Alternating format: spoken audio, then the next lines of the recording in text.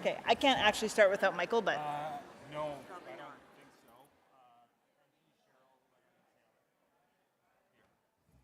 updated? Yep, and I'll Thank take you. this. Want one for Michael? That's Michael's. And I'll take his old one.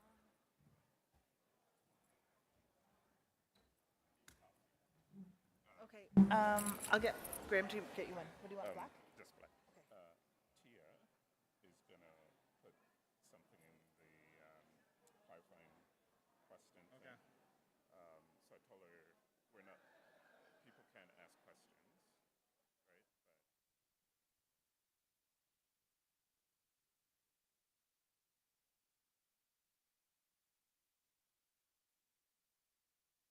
I just did. Oh, well, I asked people to start moving in, so. Post it there, and then I will just approve it. What is it? August 8 or 9? 2 minutes? 3 minutes. Oh, I was just getting somebody to get you a coffee. Yeah, You go get it. I need to go. What day is it? Oh, yeah, go. You got 3 minutes.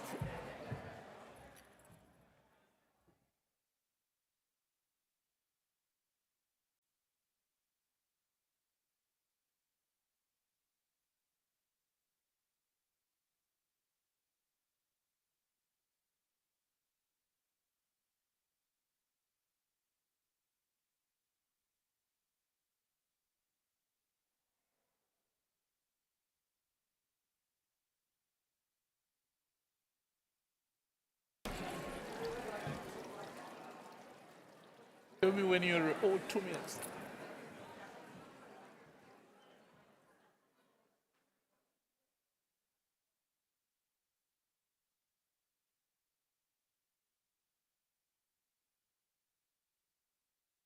You want me to do the 2-minute warning, but now my mic's off.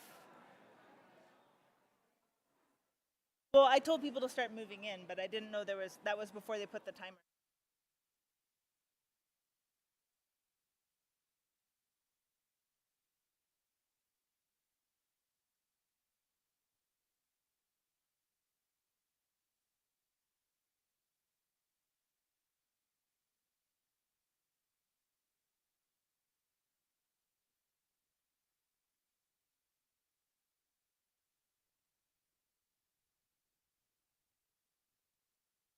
Yeah, it's got to go on that one.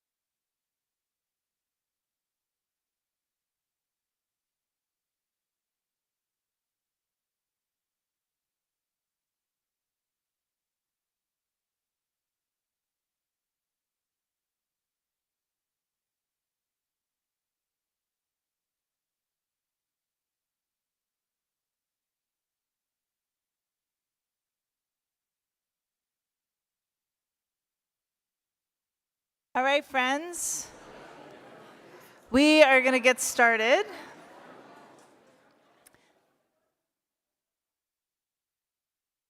So at this time, I'm going to invite our Executive Minister for Church and Mission, Japhet Ndlovu, to introduce our global, ecumenical, and interfaith guests. They're here at the front with him. So Japhet, and I should say our full communion guests too. As you heard, my name is Japhet Ndlovu, originally from the Great Republic of Zambia, and I'm privileged to serve this, our United Church, as Executive Minister for the Church in Mission Unit. Moderator, it is my pleasure to introduce our distinguished guests from our full communion partners, global, ecumenical and interfaith partnerships. Their presence here with us embodies our commitment as a church to radical mutual accompaniment and collaborative ministry.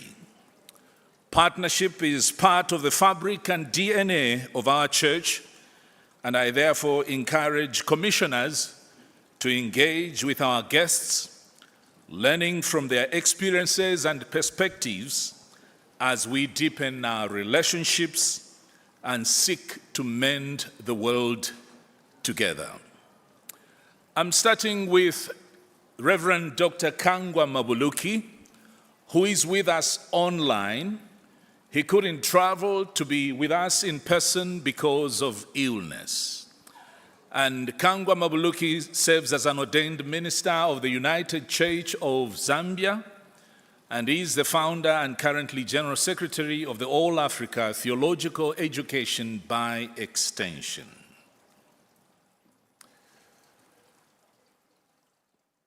Next is Sama Laham, who is from the Middle East in the Partner Council.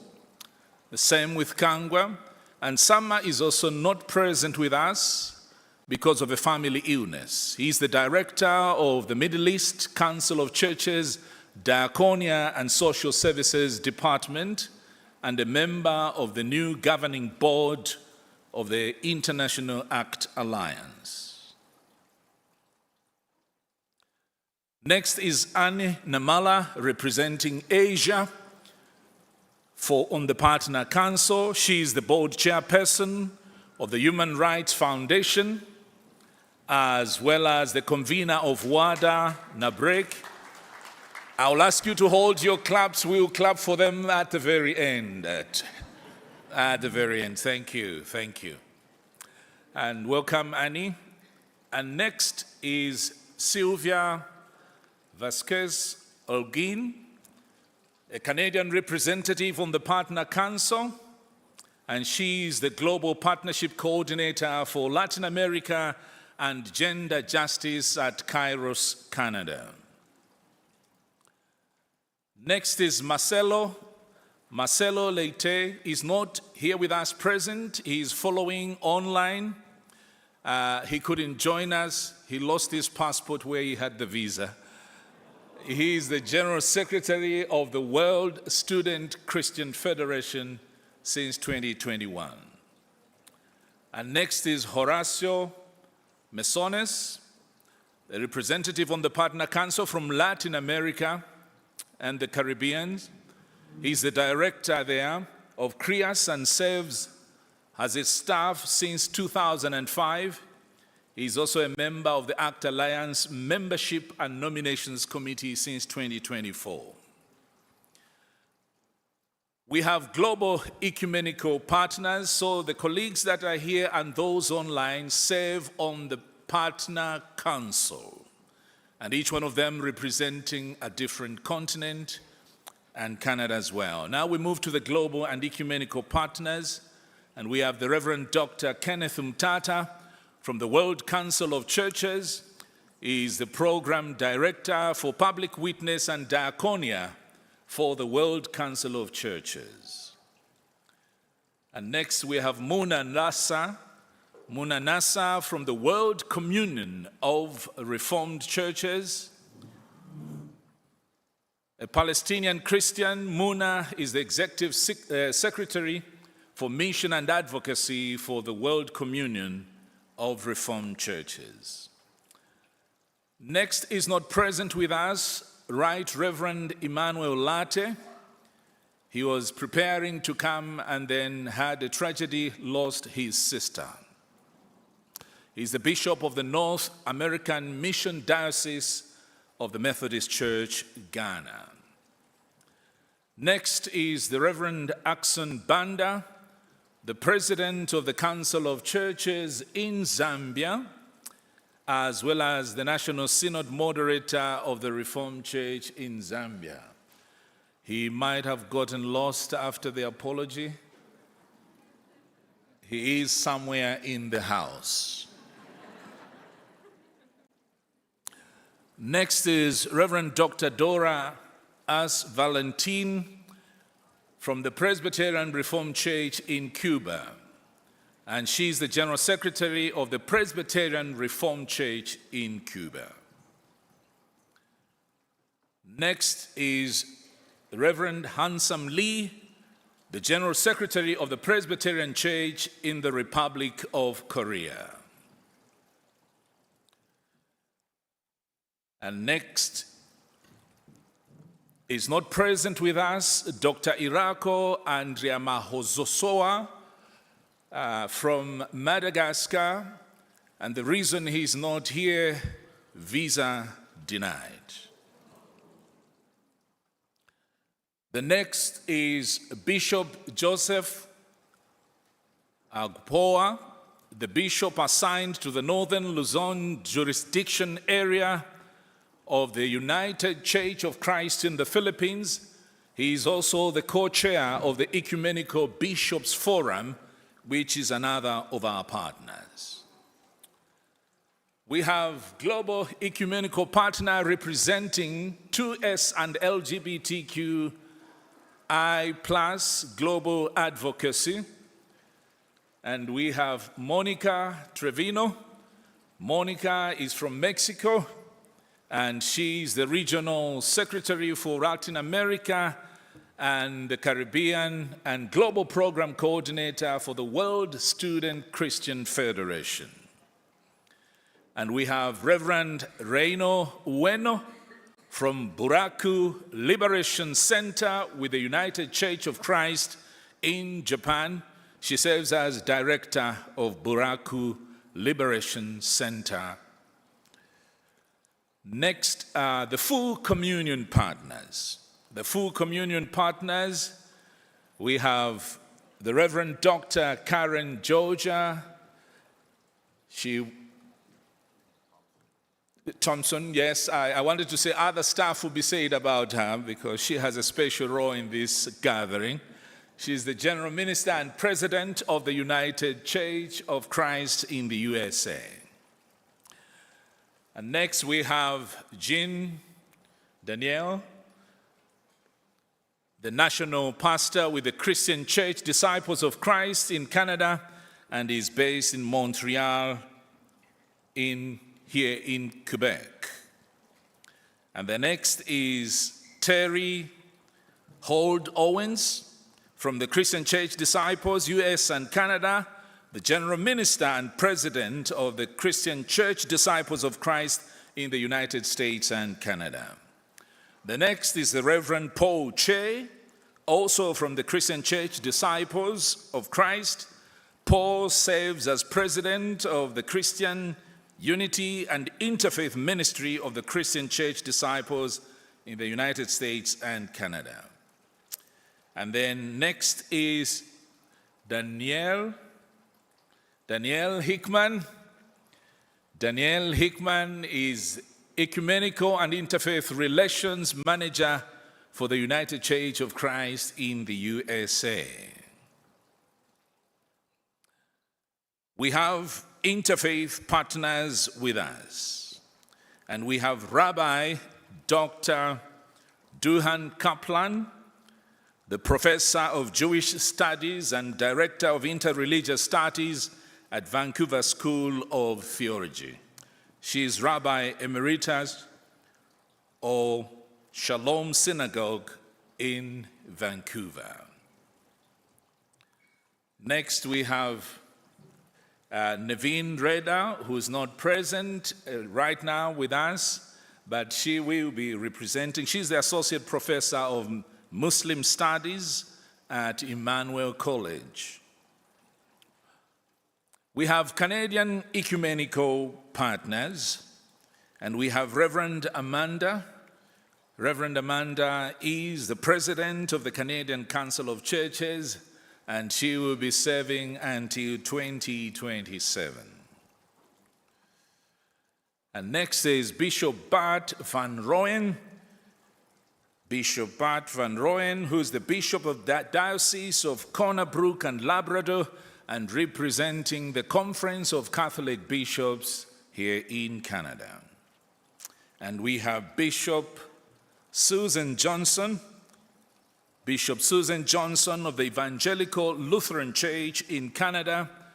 She is the National Bishop of the Evangelical Lutheran Church in Canada since 2007, the first woman to hold that title of National Bishop within the Evangelical Lutheran Church in Canada.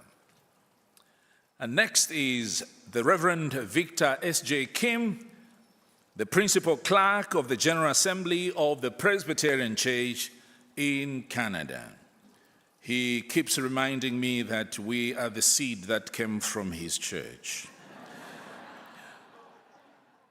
The next is the Reverend Canon Dr.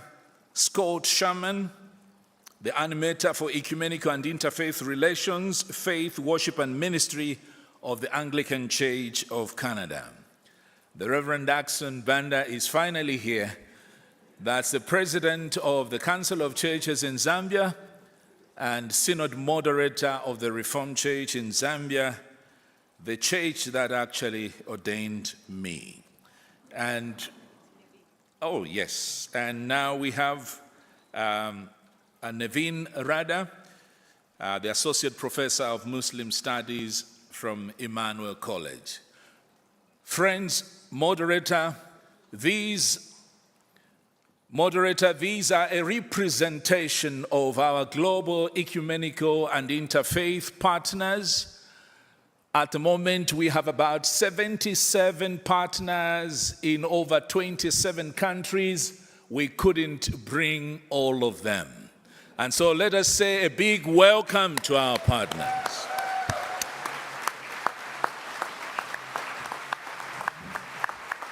Welcome, welcome.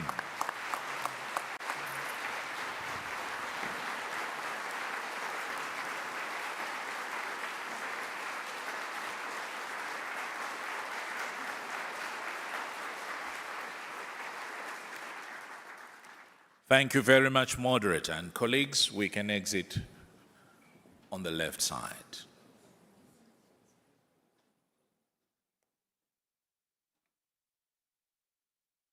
Thank you, Japhet. All right, now for a few notes on Chime. While here in person, you will not have access to the broadcast in Chime. There's no need, as you're here experiencing this meeting live. Captions and translations are still available and are found at the left navigation of your platform. If you want to speak to the floor or second a motion or other formal engagements, you will find these options on the left-hand navigation of Chime. We'd now like to familiarize everyone with using the Chime platform to vote. The first vote will be an example of voting on a proposal. So Jeffrey from Encore has added a vote section to the left navigation. So I would, and for the rest of the meeting, when we're in business session, I just suggest that you have your device open and are logged into Chime. So if you could please open the vote section and vote now, and you have 2 minutes.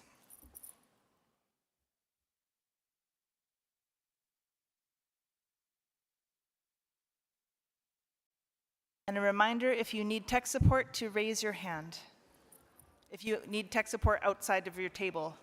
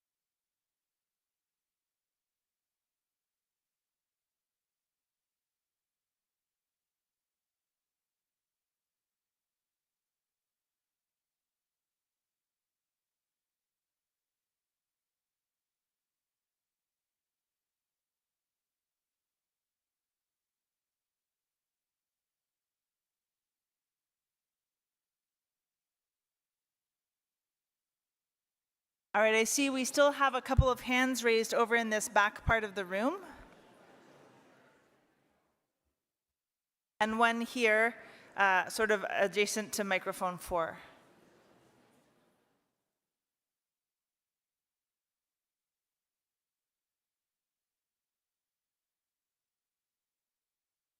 And one here next to microphone 2.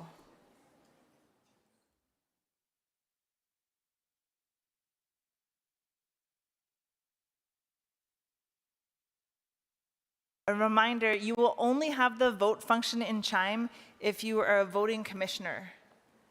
If you are a guest or if you're a youth forum delegate, you will not be able to vote. It's only commissioners who have the right to vote.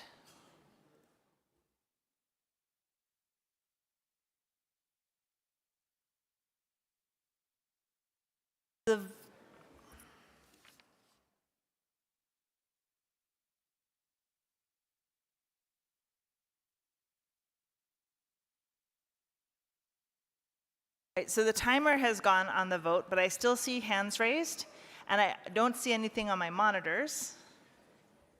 And so I'm wondering how we are doing. All right, so we're still missing about 100 votes.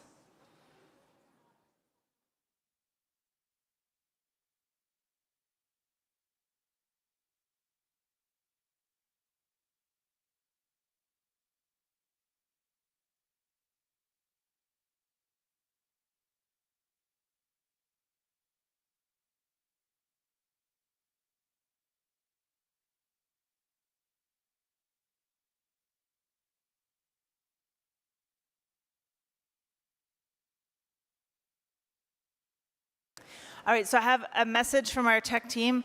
The internet can be quite slow in here, and so if you are a commissioner and you don't see the vote menu on the left-hand side of your Chime platform, you may need to refresh your browser so that it gets pulled up.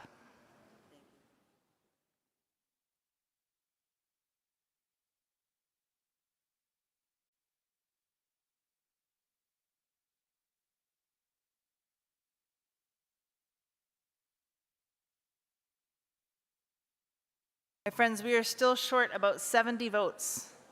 I see one hand over here.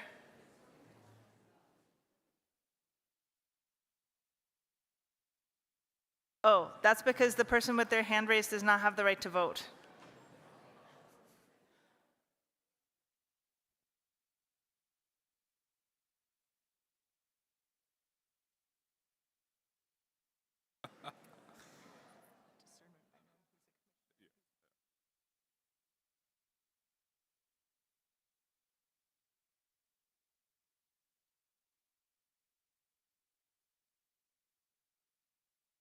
Still missing about 55 votes.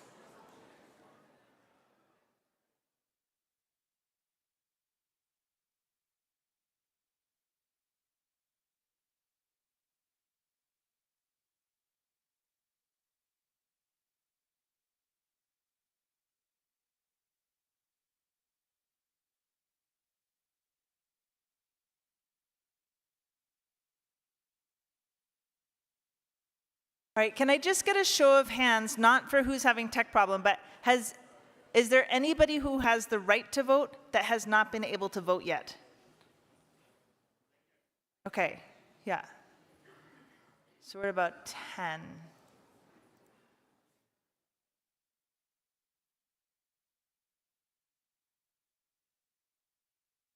We're just going to be patient with ourselves and get this sorted out now while we're doing the test votes, because we don't want to have to go through this when we get to actually voting on proposals, or we'll be very frustrated. And by we, I mean me.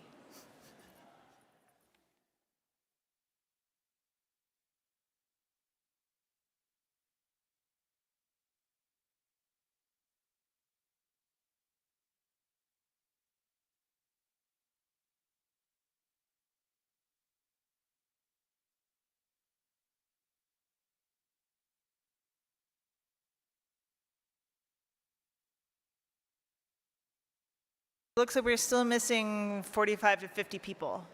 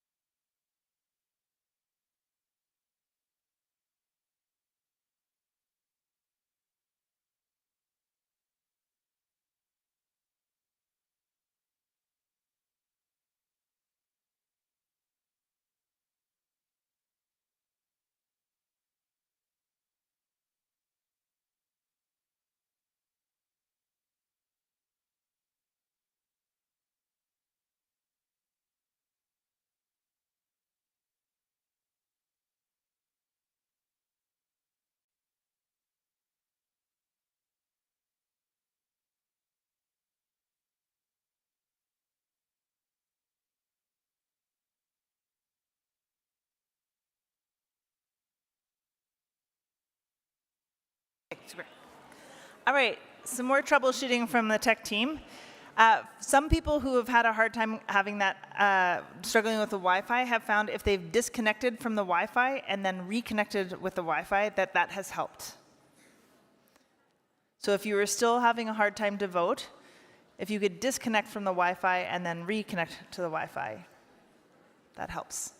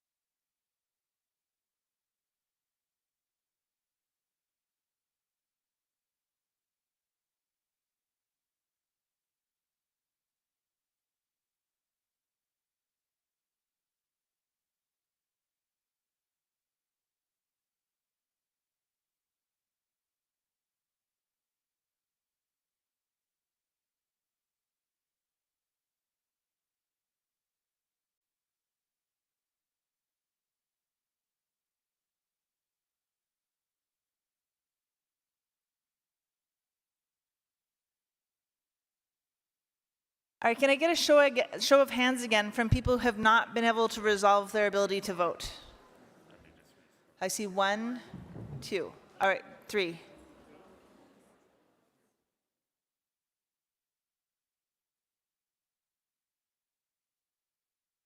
All right, this was our first test vote. We are going to do another test vote.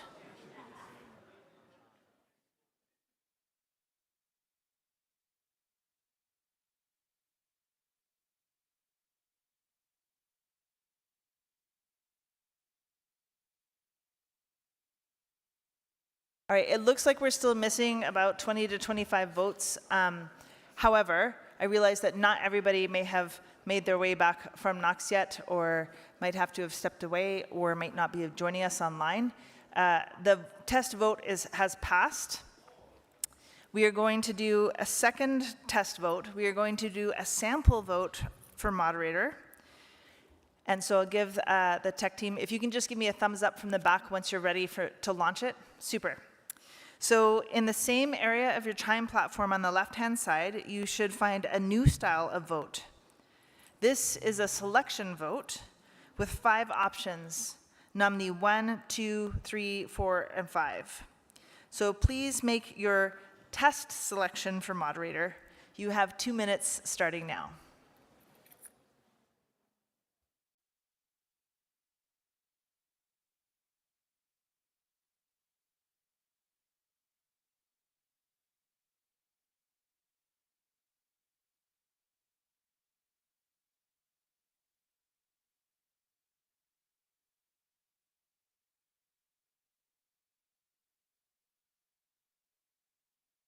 Yeah, that's really good.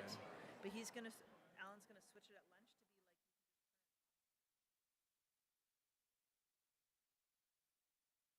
I don't know how to do that, but I don't Well, need to speak. it would be, the rest position would be like this, and then you'd have to press it. Oh, okay.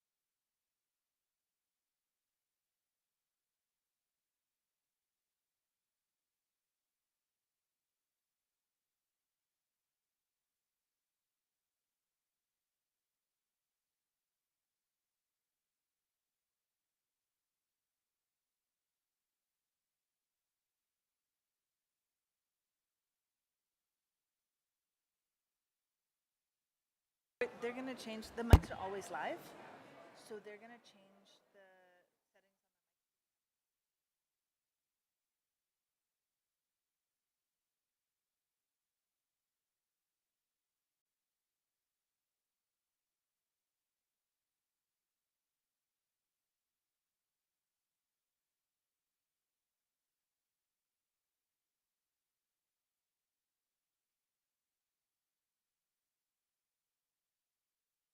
Fine now. All right, the 2 minutes is up. Is there anybody who was not able to vote in the second test vote? This looks like we had much better participation. I still see one hand in the back, but I also see lovely volunteer tech people helping to resolve that. So thank you. So I think the rule of thumb is if Chime is not working properly, try and refresh. And if your internet is still slow, then disconnect and reconnect throughout the day. And probably when I'm speaking from personal experience, like sometimes when you leave for a while and your machine goes into sleep and then you come back, sometimes it's good to just disconnect and reconnect again. Yeah, so just periodically when you're not needing it, disconnect your device from the Wi-Fi. All right, friends.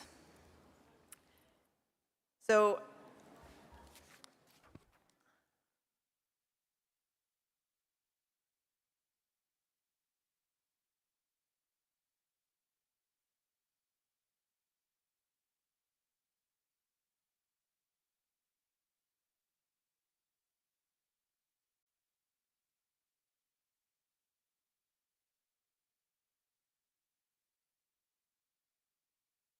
we are going to move into a time of our first theme time.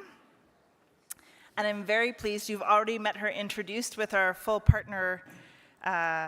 communion partners, but we are very blessed to have the Reverend Dr. Karen Georgia Thompson as our theme speaker for our General Council. The Reverend Dr. Karen Georgia A. Thompson is the General Minister and President and the Chief Executive Officer of the United Church of Christ. Reverend Thompson is the first woman and first woman of African descent to serve as leader of that denomination. She is a writer, poet, and theologian who's contributed to numerous publications, and her book of poetry, Drums in Our Veins, was published in 2022. Prior to her call as General Minister and President, Reverend Thompson served in the national setting, their equivalent of the General Council offices, of the United Church of Christ for 14 years, 2 years as Minister for Racial Justice, 8 years as Minister for Ecumenical and Interfaith Relations, and 4 years as the Associate General Minister for Wider Church Ministries and Co-Executive for Global Ministries. She was elected as Associate General Minister in 2019. As General Minister and President of the United Church of Christ, Reverend Thompson is the head of the communion and the spiritual leader of the church, as well as the executive leader of the church. So those of you who wonder how either the General Secretary or I do our jobs, you know the superpowers of this woman because she does both our jobs. Her passion for justice and equity moved her work on behalf of the United Church of Christ into a global context when she served as Minister for Racial Justice. This passion for justice was a catalyst for her global advocacy to reduce the marginalization experienced by African descent peoples and other communities globally. She continues to participate globally, bringing her leadership to addressing a variety of issues, including global racial justice, gender justice, and human rights. Before joining the national staff in 2009, Reverend Thompson served in the Florida Conference of the United Church of Christ as a pastor and on the conference staff as the Minister for Disaster Response and Recovery. She also worked in the nonprofit arena for over 10 years in leadership positions. Friends, please help me welcome the Reverend Dr. Karen Georgia Thompson.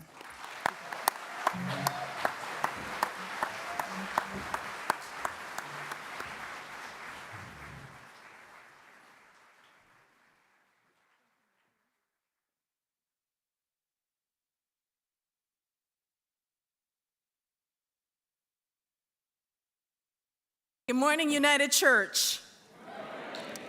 It is my pleasure to be with you for your General Council.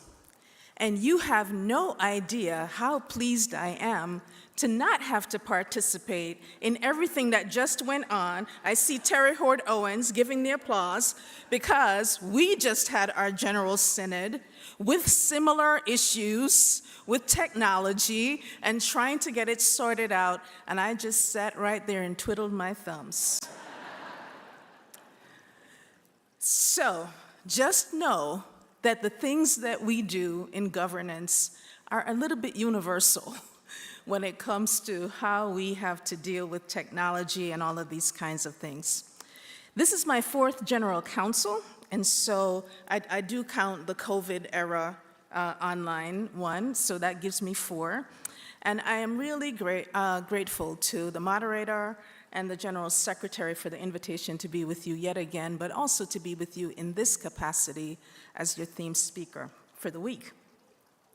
I want to bring you greetings. So I'm going to take about 2 minutes of personal privilege and bring you greetings from your siblings in the United Church of Christ. We are grateful because this year we are actually celebrating 10 years of full communion partnership.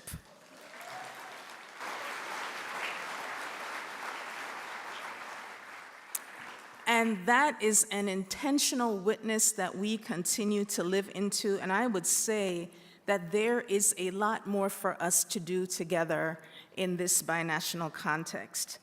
That's more than 10 years ago that the germ for this idea was formed in conversation with visits that were made and the dreaming of what it would mean for us to be in full communion. So we look forward to what is yet to break forth among us. Where justice is needed in our 2 countries and in the world, we have a lot more to do. Over the next 3 days, our time together will include my reflections as well as time for table discussion and for hearing some of what you've discussed.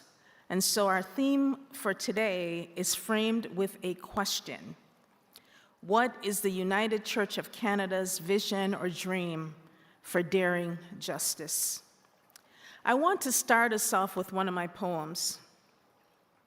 And before I get to the poem, I'm going to take you through a little bit of poetry etiquette.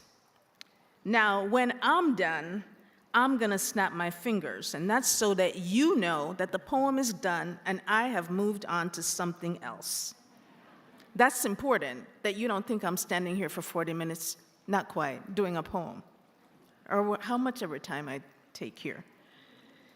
Now, when the poem is done, you can feel free to acknowledge the poem in any way that you see fit, to appreciate the poem, or to give thanks that it is over and done with for the moment. So you can applaud, you can give me a nod out there, I could see some of you. You can snap your fingers, give me a wave, whatever it is that you choose to acknowledge in that moment.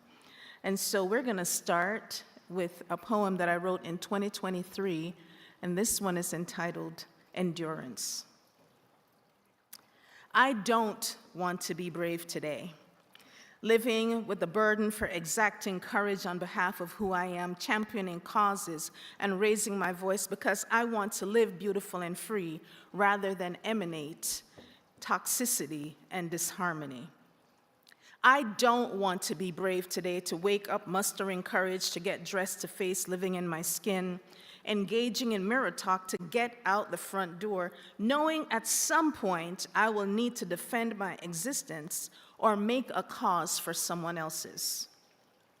I don't want to be brave today, wading through spaces where I feel unsafe, having to discern when to call a friend to go with me, knowing when I get there, I will be scrutinized, watched, deemed unsafe just for showing my face in that place.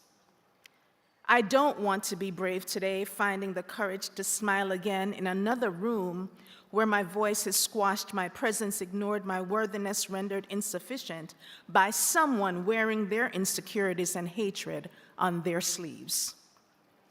I don't want to be brave today, to overcome the knot in my belly when there is no one else who looks like me for miles, when their curiosity causes them to sneak peeks, to look at me with smiles on their lips, which do not reach their eyes. I don't want to be brave today, my strength and bravery affirmed by accolades, naming my ability to be resilient and overcome adversity as great strength when the bravery I exhibit daily stands in contrast to cowardice displayed in every moment where hatred and ignorance are the response to my brave decision to love myself as I am. I don't want to be brave today, to live through the pain of being unseen, to fight the powers that trample my spirit, to struggle against principalities stealing my joy. Instead, today, I choose to live love beyond my being overshadowed by this fading temporality.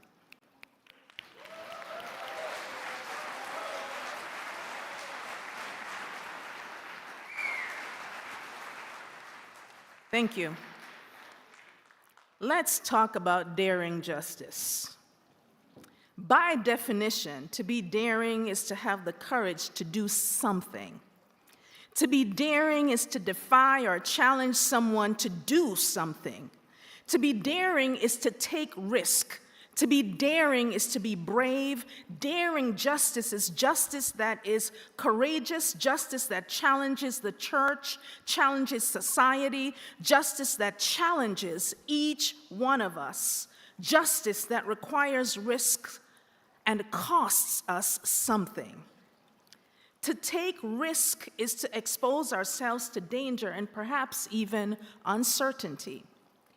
Daring justice is the path the United Church of Canada is undertaking, and we are invited on this journey with the divine. For some, boldness and risk is not a choice. Walking into a room is a disruption to the status quo, and our very presence is rendered by others as dangerous. Living is an act of bravery. Women in predominantly male spaces, people of color in predominantly white spaces, the disabled in ableist spaces, LGBTQIA+ and 2S people in the grinding layers of heteronormativity. I want to tell you that the courage of living is a call for all of us, not some. Not just for those whose embodiment is weaponized by systems that are designed to eradicate those who are on the margins. The Bible and the biblical narratives are replete with verses and stories that emphasize the need for and the commitment to justice on behalf of the poor, the widowed, the orphans, those who would have been the most vulnerable in ancient times. The word justice, the prioritizing of right and ethical behavior, appears in the Bible and the actions that surround justice more than 2,000 times. That tells you it's a little important. The Hebrew Bible contains the actions of the major and minor prophets. Their actions brought them discomfort. For those who were priests, they were at odds with the very institutions that they served. That part tells me that in this day, the prophetic witness must include those who are in the church, speaking truth and calling the church to live truly and fully in the Jesus way. This is the call for justice today. We must start where we are. The call to justice is heard in the voices of the prophets, those who dared to bring a message to the leaders of their day, identifying the lack of justice and the need for attention to those in need. The prophets were adjacent to the powers that be. They were, in some cases, advisors to the kings. Bearing the truth did them no favors. Instead, they were persecuted, ridiculed, and exiled because they believed that God cared for the poor and those in need. Bringing that message was dangerous then, and it is dangerous now. We get to answer that call today. If you're looking for a prophet in today's times, I suggest you start with the mirror. The prophets The prophets were ordinary people who did extraordinary things because they listened to the call of the Spirit and dared to believe in the impossible, and believed that the presence of the divine in the lives of the people could and should make a difference in how they attended to the needs of the community. They actually believed in the common good. We are the ordinary people of this day, answering the call that maybe one day in some distant future, somebody will identify as extraordinary. The call to justice is echoed from the palace to the temple. The voices of the prophets calling for change, identifying that religious rituals and access to political power do not replace the need for justice in the land. In fact, the palace, now turned into legislative buildings and government spaces, are still accountable for ensuring that the lives of the people, all of the people, are lived with dignity and respect, with access to full human rights, and with the option for flourishing as God intended. The concept of the Imago Dei, the belief that all are made in the image of God, mean that all should live the fullness of life. The commitment to justice is before us in these days, a commitment which requires that we pay attention to and identify communities that continue to be disenfranchised or relegated to the margins of our communities and our society. This is the call to get out of the pews and into the streets. This is the call that you have to put out to have a bold, deep, and daring witness. The prophetic witness is compelling. So are the experiences of the ancestors, those who went before us. African ancestors who dared to defy the narratives of the day that suggested that they were less than people, that suggested that they did not know God and deemed them to be chattel. The prophetic witness is evident in the stories of indigenous ancestors who defied the laws of the day and preserved heritage, culture, and traditions and fought for freedom and human rights. Women, disabled persons. The history is full of stories of those who fought for their rights and for the rights of others because they knew justice could roll down like waters and righteousness like an ever-flowing stream. Those stories are in danger. They're in danger of being erased from our history books. We have stories that are being ignored, and in some cases, our stories are leaving with the ancestors because they're a part of our oral tradition. This morning, the United Church of Canada issued an apology to 2S and LGBTQIA+ community. Getting here, I would imagine, was not easy. But what else is there to be done with and for other communities which have been harmed by the church and by society? What will the church do to ensure that others are not harmed in the future of the church? So in this moment, it is important for us to contemplate what is the vision for justice now, today. Stop for a moment and think about the ways in which injustices are manifesting in the communities where we live and in the places that you know. What are the ways those made in the image of the divine are being dehumanized? What are the issues that are ailing and plaguing you, causing you concern for yourself or for others? The truth is that a list generated in any reasonable time in this moment would not get us close enough to identifying the multiplicity of issues in our communities and around the world that are crying out for our attention. In a world where advances in technology are lauded, we continue to see the regressive and oppressive actions of governments and people as crimes against humanity remain prevalent. Our children are suffering and dying. Women are still behind in global trends, and poverty and hunger continue to consume lives. The legal definition of crimes against humanity can be found in the International Criminal Court statutes. A crime against humanity is one of the acts that are committed as part of a widespread or systemic attack directed at any civilian population with knowledge of the attack.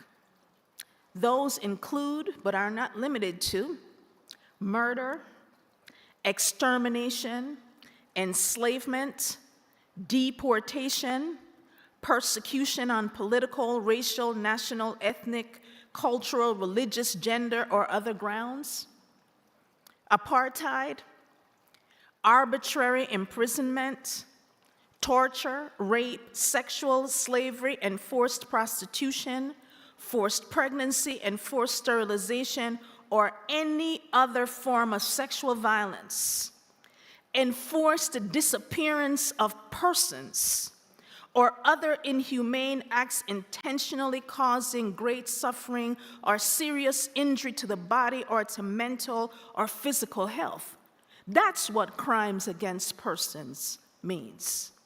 The church, as a part of civil society, must find its way into the international human rights and peace mechanisms to affect the change that we desire to see.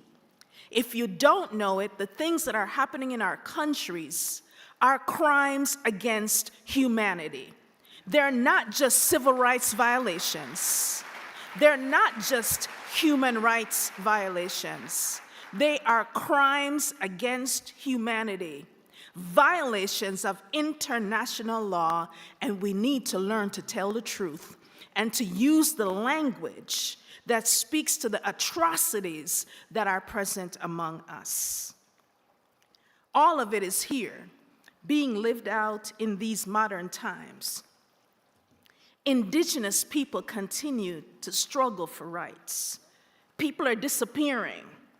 Their access to lands continue to dwindle. Spiritual practices continue to be questioned by a system that perpetuates colonialism, a toxic practice fueled by greed, discrimination, and white supremacy.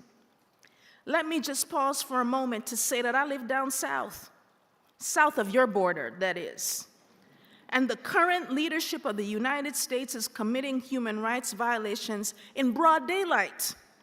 In one person is the defiance of national and international laws. And the church, that's not just the church in the United States, it's the global church. The ecumenical witness has to be willing to speak in this moment. The church ought not to be quiet globally.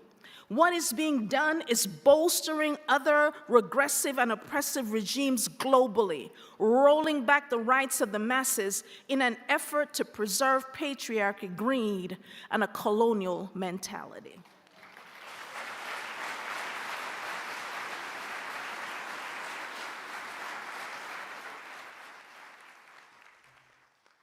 That's only the tip of the iceberg, and I don't have enough time.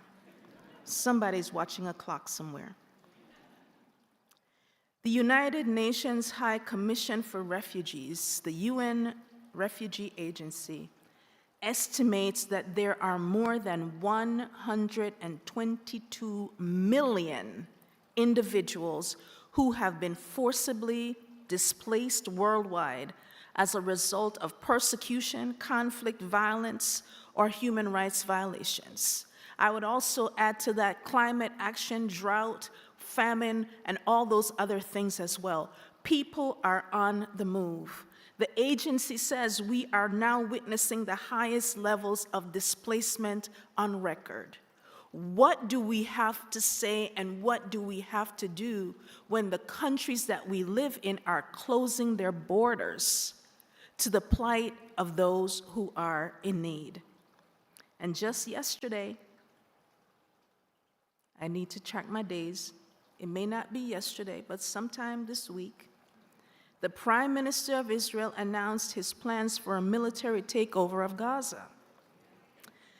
The plan, as reported by multiple news agencies, will further escalate this conflict. This plan is about displacing people. This plan is rooted in practices of apartheid. This plan is the ongoing unfolding of the extinction of a people.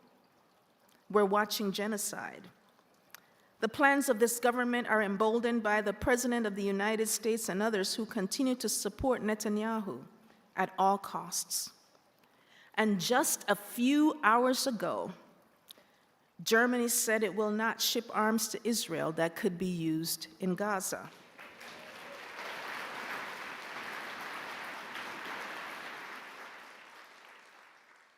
What it says is that we have choice. Countries have choice. Governments have choice. What do we have to say about Sudan and Haiti, Ukraine, and places in the world where war, displacement, and dehumanization continues? What do we have to say about the children who have never known peace, or for the children dying from starvation around the world? What do we have to say about the poverty and hunger that is devastating lives? What is the prophetic witness? What is the bold and daring justice that we need to exhibit? What is the bold action that we will take? Daring justice is a confrontation with the truth of the world in which we live. We do not have the luxury of compartmentalizing justice. This undertaking says that we must be open to receiving the information about what is going on in the world. We need to be willing to use alternative news sources. Our 24/7 news cycle is problematic. It perpetuates a narrative that is sometimes a grain of truth, but not enough truth for us to understand what it is that we need to be doing in our communities.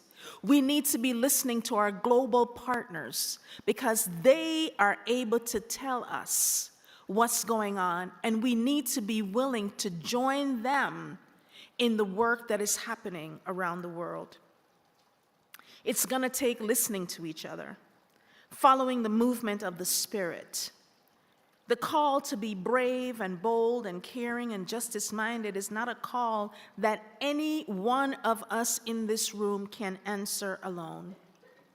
United Church, your partners have joined you here for this General Council because we are with you on this daring journey that you are undertaking.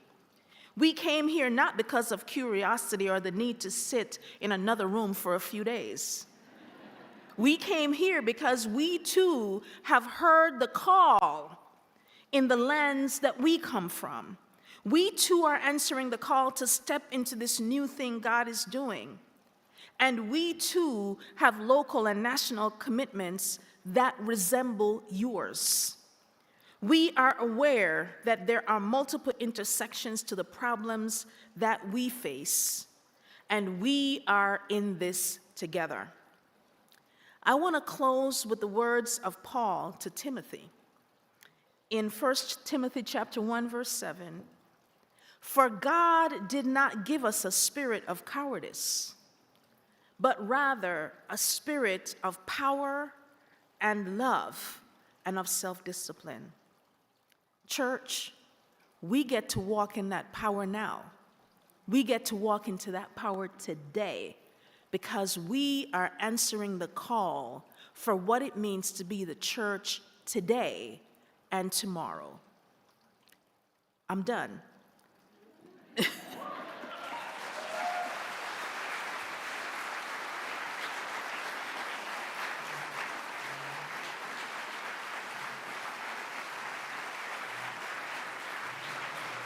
Thank you.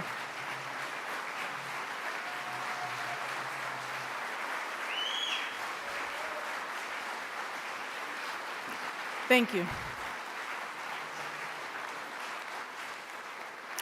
Notice I said I am done. We are not done.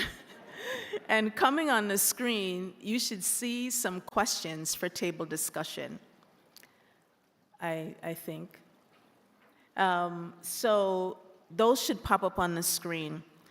And there are 3 questions that I'm inviting you to discuss at your tables. What are the discomforts that need to be overcome to pursue daring justice? Daring justice is going to take us into some uncomfortable places.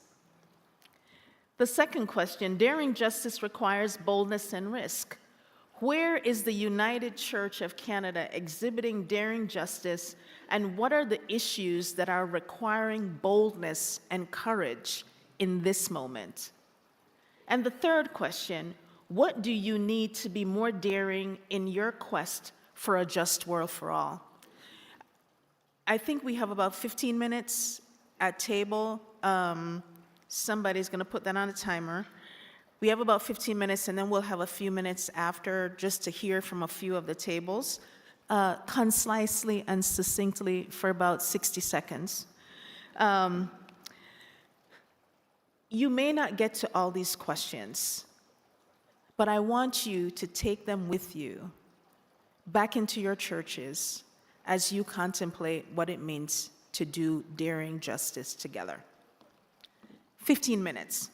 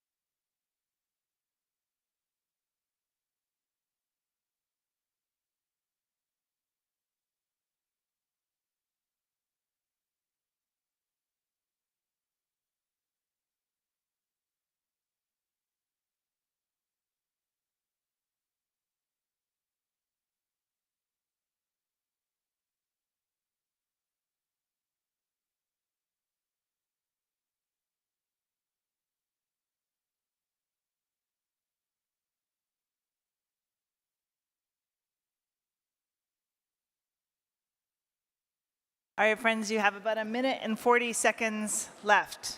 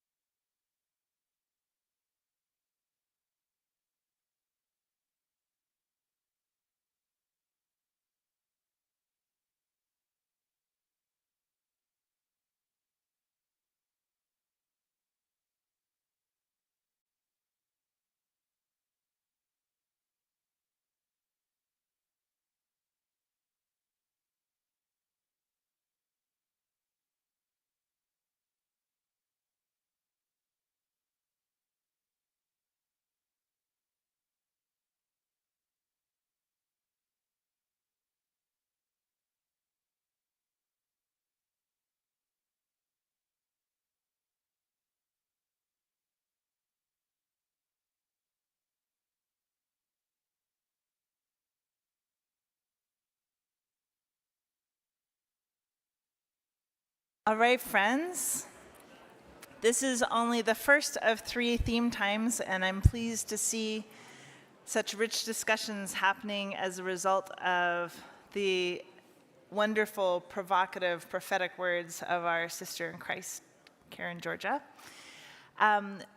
We thought rather than question, Karen has posed important questions to us. Karen Georgia has posed important questions to us. And so we're going to take just 10 minutes.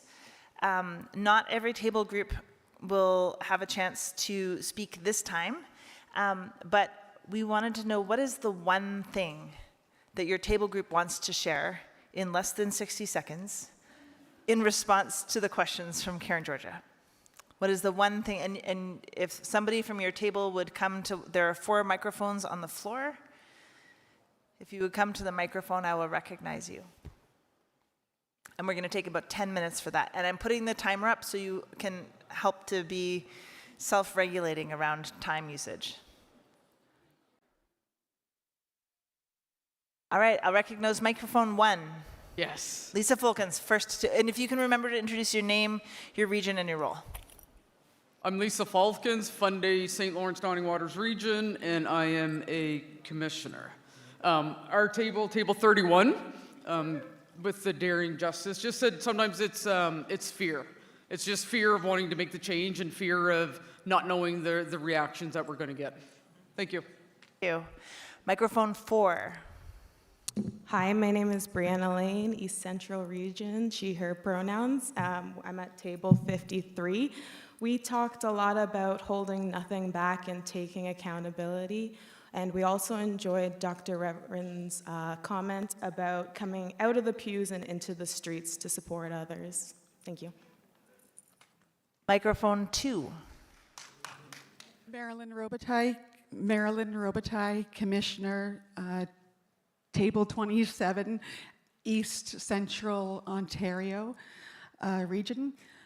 We also talked about fear being the biggest discomfort, and that it won't matter because we'll take a little step and then we're afraid of rocking the boat or someone will get it shut down. And how can we not do that? And how can we change the way we always do things? Microphone 3. Steve Loudon, Commissioner from Horseshoe Falls region. Table 41, we felt that the key concept was, from the creed, we are not alone. And this is God's work. It's not just us as individuals, and it's not just us as the United Church of Canada. Thank you. Microphone 1. My name is Witton Daly, Commissioner from Western Ontario Waterways. Our table had a very interesting discussion and really just resonates with everything that everyone is saying. But we had a question, which is, how is the United Church working to make sure that we have a prophetic voice in this day and age? Because I know we take positions on certain matters and we try to be daring, but do we ever call a press conference? And do we let Canada know that this is the position that we are taking? Other than just crafting a beautiful statement, a powerful statement, do we let people know everywhere that what Israel is doing, for example, is wrong with what they're doing with Palestine? Thank you. All right, microphone 4. Martha Lockwood, I'm a commissioner, Horseshoe Falls Region, and Table 54. And we ended our discussion with the fact that hope must sustain us as we are daring, as we are bold, as we stand up for justice, that we can never lose hope that things will become better. Microphone 2.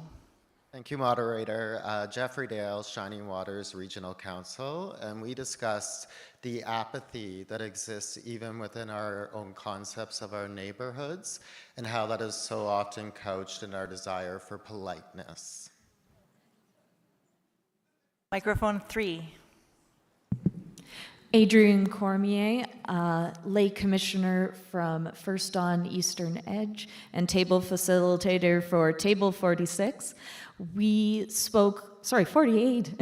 We spoke a lot about how the initial work and initial barriers are largely internal, that largely they involve letting go of things, letting go of fear for one, but also attachment to the status quo, to the way we've done things, and to our own comfort.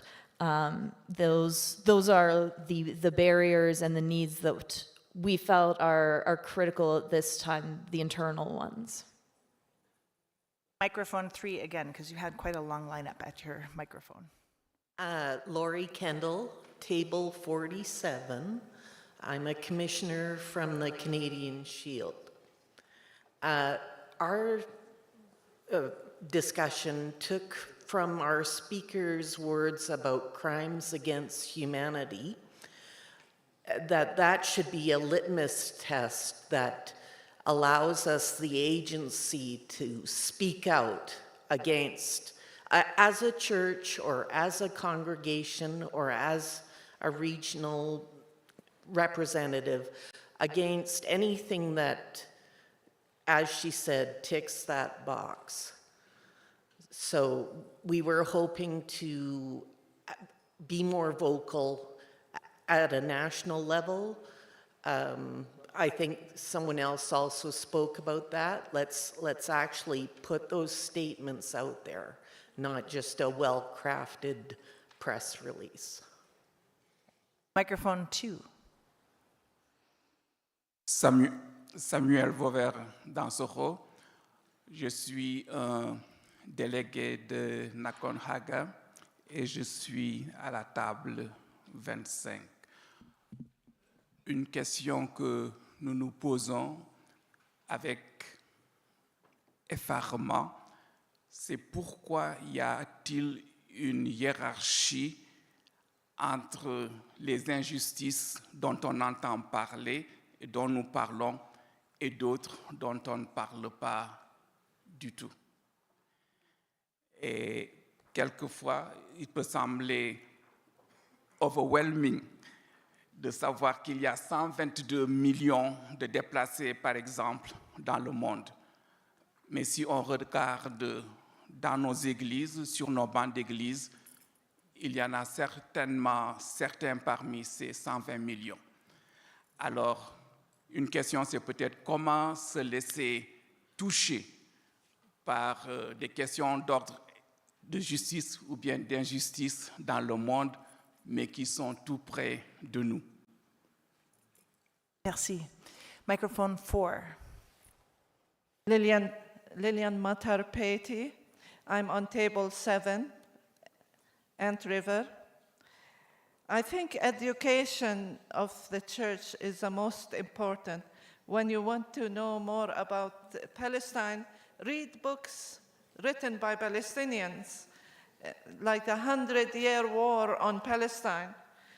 And the Palestinian land exercise, it will be good to have it in your churches to educate people, because often people will say, we know nothing about it, and you can learn about it. And the other thing I like to say, contact your politicians and tell them what's happening is wrong. Sending arms to Israel has to stop, and support the Palestinian cause for a state. I am a Palestinian United Church minister for 36 years. Thank you.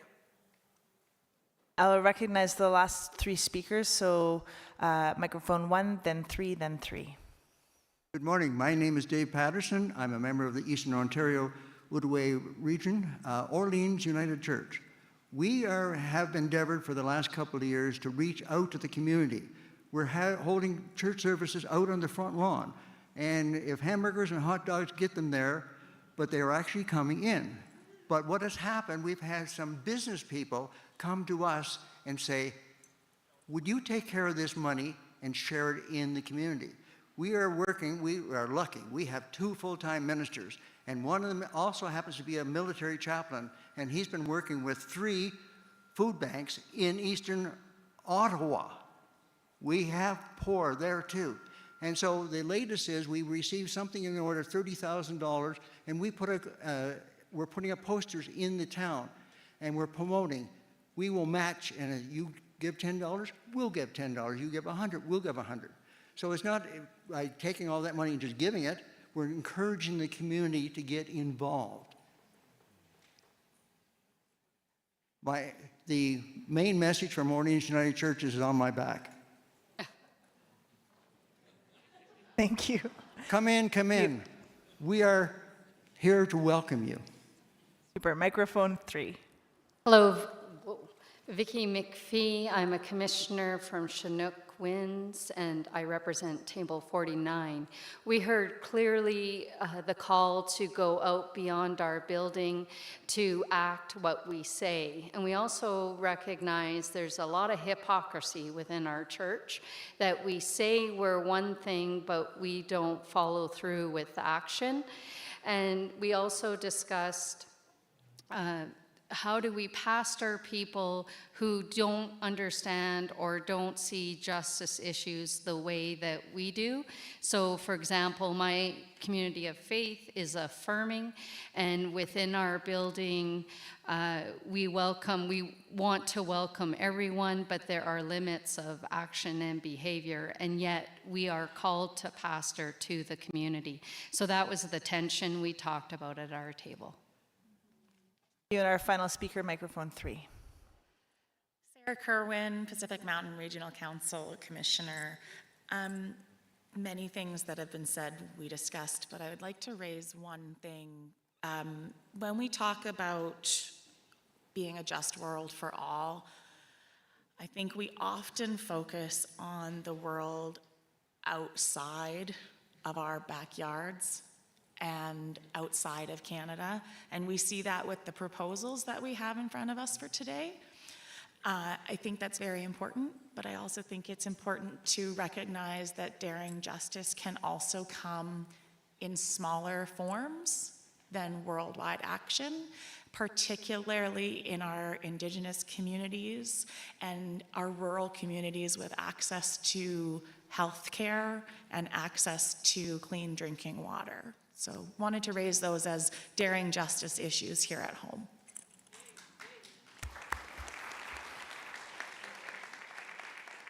Thank you to all the table groups for the engaged discussion.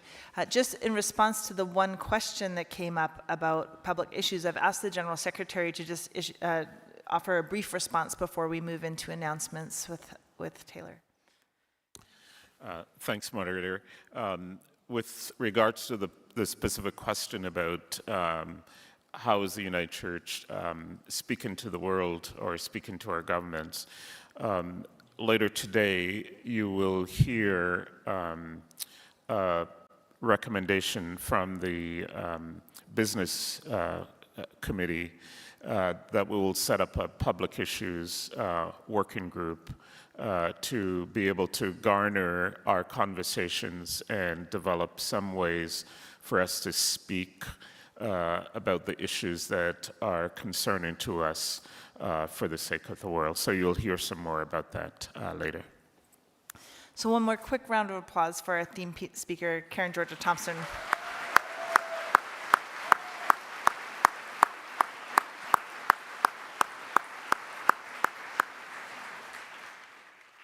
She will be here and among us throughout our council and welcomes your conversation and questions. So we are almost at our break for lunch, and so I will invite Taylor Croissant, our Chair of Planning, to come and make some announcements. Merci, modératrice. This morning, we are all part of a very significant moment in the life of our church, a historic apology to Two-Spirit and LGBTQIA+ communities. In the context of worship, we named and acknowledged the deep and lasting harm that was caused by the church. It was an apology from the church to the church. And as people in the church, we are implicated in this apology and living it out. People who are Two-Spirit and LGBTQIA+ peoples may be particularly affected by this morning's apology. Today, as we move into lunch, we have created a closed space for gathering that is intended only for people who identify as Two-Spirit or LGBTQIA+. This is a space to be together, and I respectfully request that this not be a space for allies at this time, though I am sure that our allyship is appreciated. The intention of the planning committee is for members of the Two-Spirit and LGBTQIA+ community be able to process their first reactions to the apology privately. It is likely that additional reactions will follow and will be shared with allies as members of the community feel ready to do so. There is no program or agenda for that time. It is just a space to be, to talk, to share, and to express emotions. There will be chaplains available in that space, as well as equity support team members. That lunch space will be located in the Acadia room of the Marriott Hotel, so you go up the stairs over to the Marriott, and it's on the second floor, the Acadia room. If you do not identify as Two-Spirit or LGBTQIA+ part of that community, we would invite you to respect that closed space for gathering. There will be also be chaplains available and equity support team members available in the main lunch gathering space also, in case you would like to talk with someone about today's experience. I'll also mention about the regular chaplain space. If you would go up the stairs, up 2 floors, you'll get to the Glen rooms, and there are 2 spaces for the chaplains there. There's one space that has many activities that you can be more active in, and there's a space that's more quiet. Chaplains are available at either of those spaces throughout our meeting.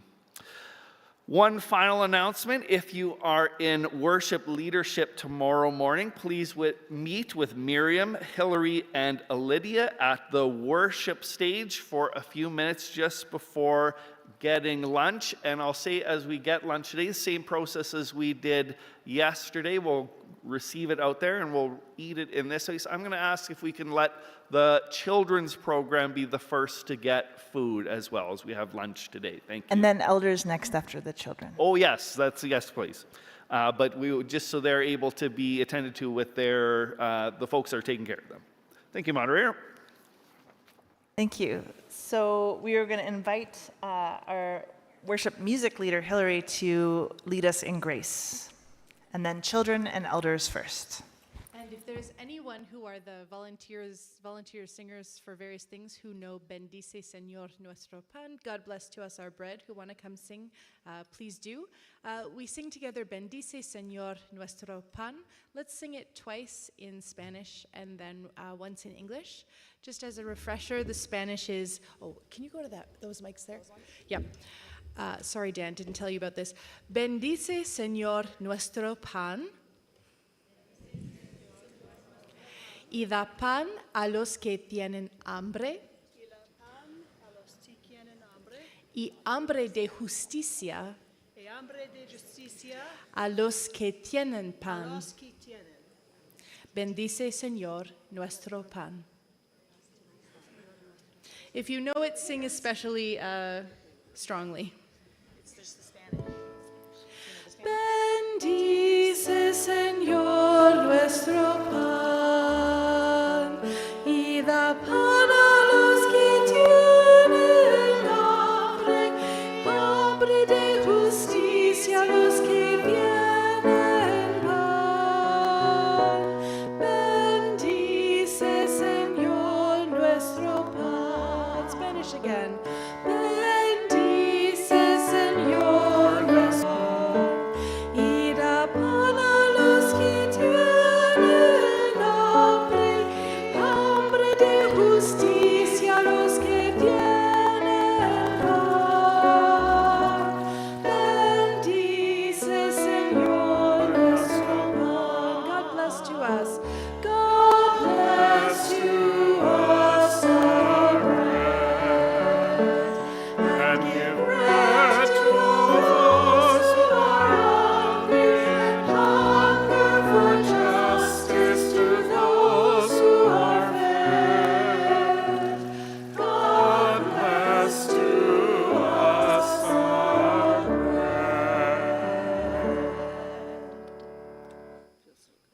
All right, friends, we gather back here. We start back here at 2 p.m., which means you will be here in your seats at 1:55, correct?